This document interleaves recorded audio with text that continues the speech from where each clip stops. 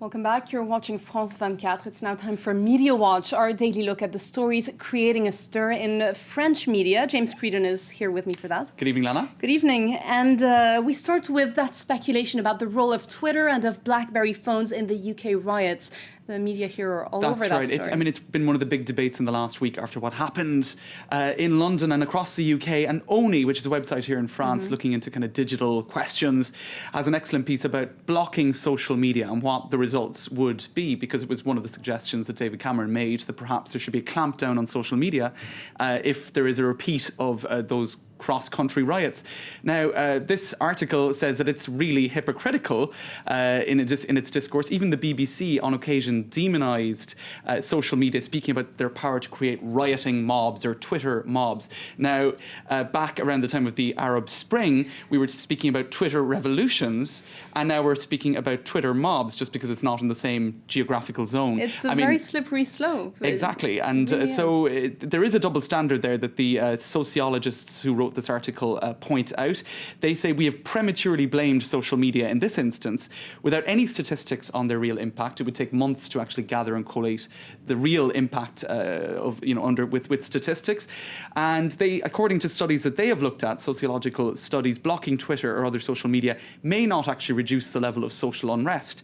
Remember Mubarak's attempts to clamp down on the internet back in January or February of this year. Violence actually worsened and the regime was toppled, so that wasn't very successful. And it's happening in Syria as well, regularly, communications being cut off. So it's very interesting to hear that kind of rhetoric from the British government. Exactly, and we can't even be sure that it would be effective in stopping rioting. And so in this, elsewhere in these studies, they're saying without any censorship, these kind of eruptions of violence might happen, but actually over time, the general tendency towards violent unrest would be less. And one of the big factors in violent unrest is a sense that there is a great level of state oppression. And I suppose clamping down on social media would feed into that sense that there is a degree of oppression which might actually create more unrest. So it's very interesting. And also they're saying the police and the authorities in general can also make use of social media. So it's not just a one-way street where mobs are using social media. The state can also make use of these tools. And really it's becoming a part of the fabric of society. That's a very interesting evolution. Absolutely, can't be turned back, I guess.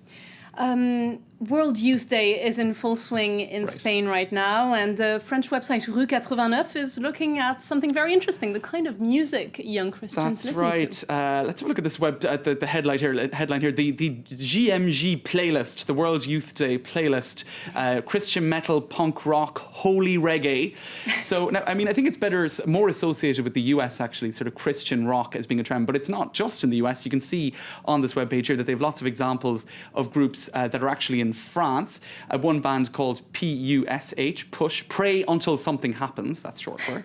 Another band is called Carmen Z. Now, he's a leading figure in the French Catholic punk rock scene, which I think is pretty small, I have to say. It has to be an obscure underground scene. Yeah, I think I haven't come across it anywhere until now. He says he's inspired not just by the Ramones, but by Jesus Christ. And there's also Betraying the Martyrs. They're further down the page there somewhere.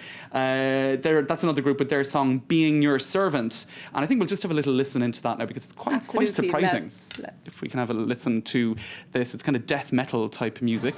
Yeah, pretty extraordinary stuff.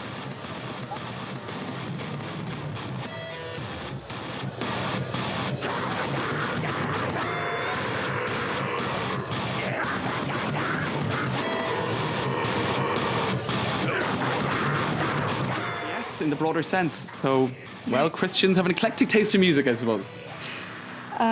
Next, James, we're looking at a new ad by cosmetics company Nivea, a very shocking ad.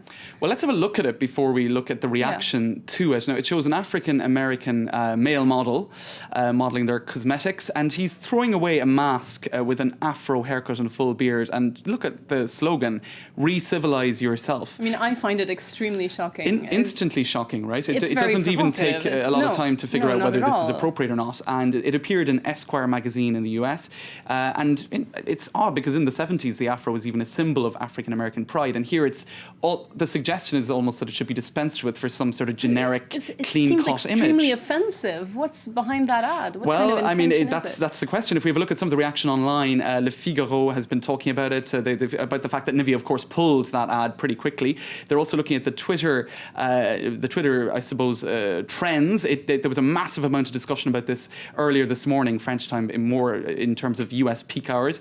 Nivea on their Facebook page are thanking the public for caring enough to give us your feedback about this recent ad, and they speak then about the fact that many found it inappropriate and offensive, and they value the public's input, etc., etc. And we can see here a lot of Twitter users are not very convinced. It's interesting that they didn't think the ad was inappropriate or offensive before putting it out there. It really is. Yeah, perhaps it was to create. We're often seeing this in the advertising industry lately. Perhaps it was even to create a controversy and to just have the name Nivea or the brand name Nivea mentioned. Who knows? All right. Well, thanks very much for that. And thanks for the heads up. Thanks, James Creedon, that was Media Watch on France 24. And stay tuned. Coming up after a quick break is Web News, or a look at the stories creating buzz online. Stay tuned.